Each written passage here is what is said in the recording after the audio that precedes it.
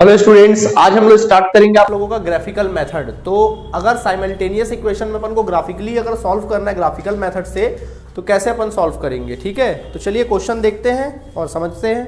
तो देखिए, हम आपके बुक का एक्सरसाइज ए का, जो आपका बुक है उस एक्सरसाइज ए का क्वेश्चन नंबर मैं आप लोग को बतलाता हूँ फोर्थ। अगर फोर्थ बताऊंगा तो सारे क्वेश्चन बन जाएंगे। देखिए फोर्थ में क्या लिखा है, 3x + y = 11 और फिर आगे लिखा हुआ है 4x - 2y = कितना दिया हुआ है, 8 दिया हुआ है। देख लीजिए एक बार क्वेश्चन को बहुत अच्छे से देख ले करो। 3x + y = 11 and 4x - 2y = 8। अब इसको सॉल्व करना है, x और y की वैल्यू फाइंड आउट करनी बाय ग्राफिकल मेथड। ठीक है, क्वेश्चन को बार बार देख लिया करो भाई, क्योंकि क्वेश्चन लिखने में कई बार गलती हो जाती है तो पूरा क्वेश्चन पूरा गड़बड़ा जाएगा। ठीक है, तो लिखना फाइंड आउट। आपको फाइंड आउट क्या करना है, वैल्यू ऑफ x निकालना है एंड वैल्यू ऑफ y निकालना है बाय ग्राफिकल मेथड। तो आपको ग्राफिकल मेथड से क्या करना है, इसकी वैल्यू आप लोगों ने फाइंड आउट करनी है।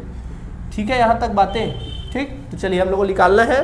तो सबसे पहले अपन सॉल्व करेंगे, तो ऊपर हेडिंग लिखना, सॉल्यूशन लिखना और क्वेश्चन को एक बार और लिख देना, 3x + y = कितना 11 एंड देन फिर लिखना 4x + 2y -2y = क्या ले लेंगे अपन लोग, 8 ले लेंगे। This is your equation number 1 and this is your equation number 2। इस प्रकार से आप लोग क्या कर लीजिए, पहले तो आप लोग क्या कर लीजिए, लिख लीजिए। तो चलिए अब बारी है इक्वेशन नंबर 1 की। ठीक है, सबसे पहले लिखेंगे नंबर 1 लिखेंगे फ्रॉम इक्वेशन नंबर 1। पहले तो इक्वेशन नंबर 1 को उठा लीजिए आप लोग। क्या कहते हैं equation number 1, if 3x + y = 11। ठीक है, इस प्रकार से आप लिख लेंगे। अब सबसे पहले क्या करेंगे, इक्वेशन को सॉल्व करना है अपन लोग को।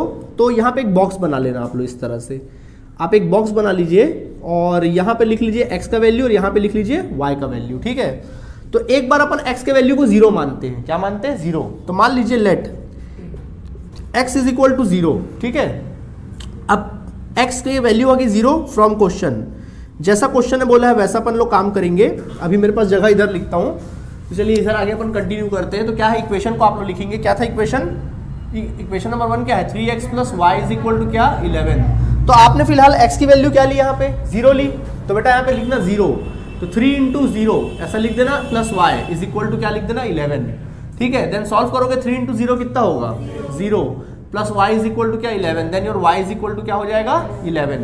तो यानी x का वैल्यू अगर आप 0 मानते हो तो y का वैल्यू क्या आ जाता है, +11 आ जाता है। क्या आ जाता है, +11 आ जाता है। समझ में आ गया, ये काम कर लीजिए आप लोग। ठीक है, अब फिर अगेन क्या लिखना, अगेन लेट y = 0। इस बार आप क्या मान के चलोगे, इक्वेशन नंबर 1 में y = क्या मान के चलेंगे, 0 मान के चलेंगे। ठीक है, तो चलिए अब हम लोग लिखते हैं फ्रॉम क्वेश्चन। तो जैसा क्वेश्चन ने बोला है वैसे ही अपन लोग काम करेंगे। तो फिर से अपन लोग क्या करेंगे, उसको उठा लेंगे। क्या था इक्वेशन, 3x + y = क्या था 11 था। तो सॉल्व करते हैं, तो देखो 3x, इस बार y का वैल्यू क्या लिया 0 = 11। देन सॉल्व करोगे, सो x = क्या हो जाएगा 11 / 3। सॉल्व कर दीजिए, x = 11 / 3। x को 11 / 3 करिए। चलिए हाँ, 3.67 66 आ रहा है, 67 ले लो। ऑलमोस्ट हमने क्या ले लिया इसको, 3.67। तो x का वैल्यू क्या आ गया, यानी y का वैल्यू 0 मानने पर x का वैल्यू क्या आ गया 3.67 आ गया। समझ आया बात की नहीं आया, यहाँ तक कोई दिक्कत है तो बोल सकते हैं आप लोग, कोई दिक्कत नहीं है। ठीक है, क्लियर है, समझ गया, आ गया। सेम यही कहानी किसके साथ करेंगे अपन लोग, इक्वेशन नंबर 2 के साथ करेंगे। ठीक है, तो लिखेंगे फ्रॉम इक्वेशन नंबर 2। क्या लिखना, इक्वेशन नंबर 2 लिख लेना। बोलो क्या कहता है इक्वेशन नंबर 2, 4x - 2y = क्या ले लेंगे अपन लोग 8। चलिए सॉल्व करते हैं। देन 4x, तो इस बार फिर से बॉक्स बना लीजिए पहले तो आप लोग। तो ये हमने क्या कर लिया, बॉक्स बना लिया, एक वैल्यू x का एक वैल्यू y का। तो ये हमारा बॉक्स बन गया। ठीक है, चलिए बोलिए इस बार मान लेते हैं लेट, फिर से वही काम करो, x का वैल्यू क्या मान लो 0 मान लो। ठीक है, फ्रॉम क्वेश्चन, जैसा क्वेश्चन ने बोला वैसा करो फ्रॉम क्वेश्चन। तो क्वेश्चन में क्या बोला है देखें, लिखा हुआ है 4x - 2y, 4x - 2y = क्या ले लेंगे 8। तो बोलो x का वैल्यू क्या माना आपने 0 माना, तो -2y = क्या 8। देन सॉल्व करोगे 0 - 2y = 8, then your y = 8 / -2y। तो सॉल्व करोगे कितना आ जाएगा -4। तो y की वैल्यू क्या आ गई -4। यानी x को अगर आप 0 लेके चलते हो तो y का वैल्यू क्या आता है -4 आता है। आया बात समझ में कि नहीं आया, डन। ठीक है, इसी प्रकार फिर लिखेंगे अगेन लेट, इस बार किसको मानेंगे 0, y = 0 और इक्वेशन को लिख लो minus 2y is equal to क्या 8, ठीक है। 4x minus 2y is equal to ले लो 8। सॉल्व करो 4x को एज इट इज लिख दो, माइनस 2y क्या लिया 0 इज इक्वल टू 8। सॉल्व करोगे 4x, चलो मल्टीप्लाई करो क्या आएगा 0 is equal to 8, then your x is equal to क्या हो जाएगा 8 डिवाइड बाय 4, क्या आंसर आएगा 2। तो यानी कि y को अगर हम 0 लेके चलते हैं तो x का वैल्यू क्या आ जाता है 2 आ जाता है। ये हो गया अपना काम। क्लियर है आप सभी को? तो यहां तक समझ में आ गया? आपको दोनों इक्वेशन को एक बार x और एक बार y को 0 लेके क्या करना है सॉल्व करना है और दोनों का वैल्यू फाइंड आउट करना है। फाइंड आउट हो गया? पक्का समझ में आ गया? चलिए यहां तक नोट करिए, फिर हम आगे बात करेंगे। नोट करें। तो यहां तक हमने सॉल्व किया। अब देखें, सबसे पहले अभी बॉक्स था, वो बॉक्स को एक बार फिर से मैं लिख लेता हूं। क्या था वो वैल्यू, क्या क्या था दोनों का? पहले वाले इक्वेशन का क्या था x और y का, पहले वाला 0 था और दूसरा 11 था, और इधर का कितना था 3.67 था और इधर का 0 था। ये इक्वेशन नंबर 1 का था मेरे ख्याल से, ठीक है, ध्यान रखेंगे। अच्छा लिख भी दूं क्या इक्वेशन का? ये किससे रिलेवेंट था? 3x था क्या, 3x plus y is equal to 11, ये इससे रिलेवेंट था। अच्छा दूसरा वाला बताओ, ये तो पहला वाला था, दूसरा वाला बताओ। हाँ ये वाला था x और y 0 और -4, और इधर कितना था 2 और 0 था ना, ऐसे ही कुछ था। और इसका इक्वेशन का नाम क्या था बता दो? 4x minus 2y is equal to 8 था, ऐसे ही कुछ था, ठीक है। अब इसको अपन को ग्राफ में बनाना है, ठीक है। ग्राफ बनाना आता है सबको? तो चलिए देखिए, सब लोग पहले ग्राफ बनाएंगे। तो ग्राफ कुछ इस प्रकार आप लोग ड्रॉ करेंगे। ये हो गया ग्राफ को आप इस तरह से ड्रॉ करेंगे बराबर से। ये हमने ग्राफ को क्या कर लिया, ड्रॉ कर लिया, ठीक। ये हमारा ग्राफ ड्रॉ हो जाएगा इस तरह से। अगर कॉलेज में ग्राफ मिले तो ठीक है, ना मिले तो आप कॉपी में भी आप लोग ग्राफ क्या कर सकते हैं, बना सकते हैं, डरने की कोई बात नहीं है, ठीक है। तो ग्राफ बन गया। ये तुम्हारा x एक्सिस है और ये तुम्हारा क्या है y एक्सिस है। ये y डैश है, ये तुम्हारा क्या है x डैश है। समझ में आ गया? अब देखो डिफरेंस जो लोगे 1-1 सेंटीमीटर का गैप ले लो। पहले तो 1 सेंटीमीटर का गैप लेना, 1 2 3 4 5 6 7 8 9, उसी प्रकार 1 2 3 4 5 6 7, इस तरह से आप 1-1 सेंटीमीटर गैप ले लो। यहाँ पे भी ले लो 1 2 3 4 5 6 7 8, अच्छा बहुत लंबा चला, 11 तक चला जा रहा है ना। थोड़ा छोटा गैप ले रहा हूँ मैं, सेंटीमीटर थोड़ा बड़ा ले लिया मैंने, थोड़ा छोटा ले लेता हूँ मैं गैप, ठीक है।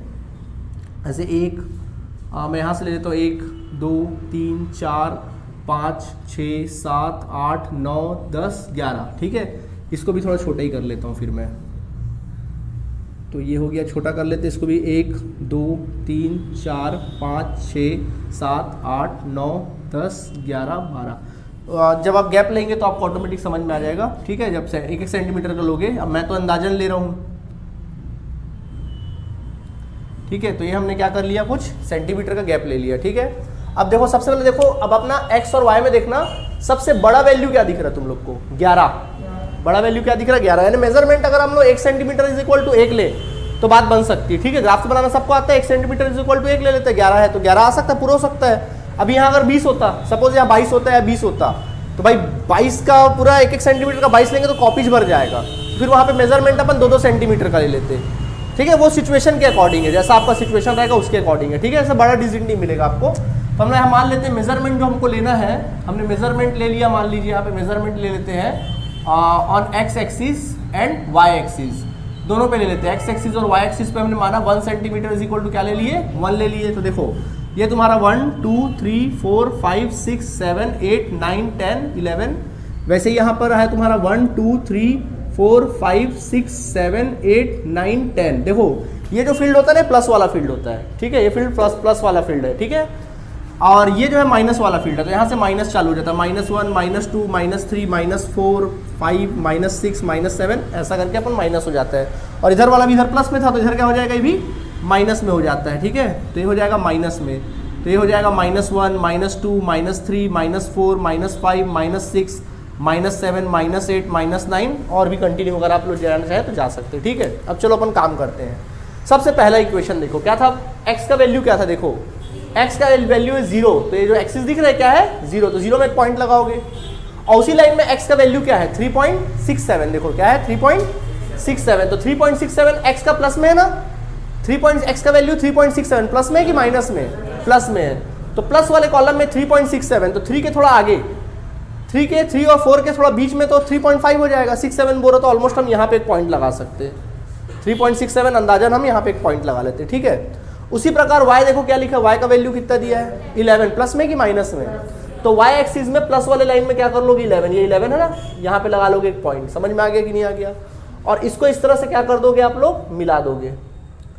इसको इस तरह से क्या कर देना, मिला देना। ठीक है, थोड़ा स्केल से आप मिलाएंगे तो पूरा सीधा आएगा। ठीक है, ओके, थोड़ा अच्छे से मिला लेते हैं।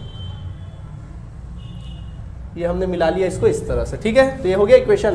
तो अगर आप चाहें तो इसमें इक्वेशन का नाम भी लिख सकते हो, थोड़ा सा और लंबा खींच लो इसको। क्या इक्वेशन था इसका, 3x plus Y is equal to 11, ये इसका इक्वेशन है। ठीक है, आप एरो का साइन बना के बता सकते हैं। ठीक है, सेम वैसे दूसरा वाला देखो, दूसरा इक्वेशन में देखो x का वैल्यू क्या है 0 और क्या है 2 है, प्लस है कि माइनस है, प्लस है, तो प्लस वाले लाइन में क्या लिखोगे यहाँ पे 2 में ड्रॉ कर दोगे। ठीक है, वैसे ही y का वैल्यू देखो क्या है -4 है, तो y -4 है, तो -4 वाली लाइन में क्या कर दोगे, एक पॉइंट ड्रॉ कर दोगे। ठीक है, और इसको आपस में क्या कर दोगे, मिला दोगे। चलो मिलाते हैं इसको आपस में, ये दोनों को हमने मिलाया, ये पॉइंट आया। ठीक, मिला दिया। तो ये कौन सा इक्वेशन है, सेकंड वाला इक्वेशन है। 4x minus 2y is equal to कितना 8, ये आ गया 4x। तो देखिए ये दोनों लाइन कहां पर इंटरसेक्ट कर रहे एक दूसरे को, यहां पे देखो, 3 पे नहीं भैया, यहां पे देखो, ये पॉइंट है, आ रहा है डॉट, क्या आ रहा है, ये पॉइंट आ रहा है। ठीक है, तो बेटा ये पॉइंट किससे रिलेवेंट है, देखो किसको एसोसिएट कर रहा है 3, यानी कि कहा जा सकता है x इज इक्वल टू क्या आ गया 3। और जब वैसे ही इसको अगर आप देखोगे ये किससे रिलेवेंट कर रहा है,